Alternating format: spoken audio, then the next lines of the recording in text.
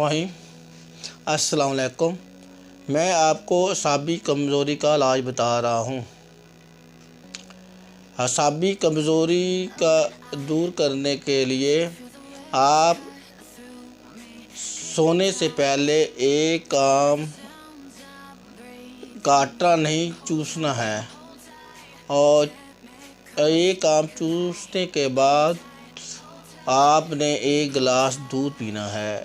اس کے پینے سے آپ کی سستی بھی دور ہو جائے گی اور اعصابی کمزوری بھی دور ہو جائے گی۔ اور آپ نے ایک آم انار منہ، صبح انار منہ بھی چوسنا ہے اور ایک گلاس دودھ پینا ہے۔ اس سے آپ کی اعصابی کمزوری بھی دور ہو جائے گی اور نیز سستی بھی دور ہو جائے گی۔ انشاءاللہ تعالیٰ آپ تندرست اور توانا محسوس کریں گے۔ شکریہ۔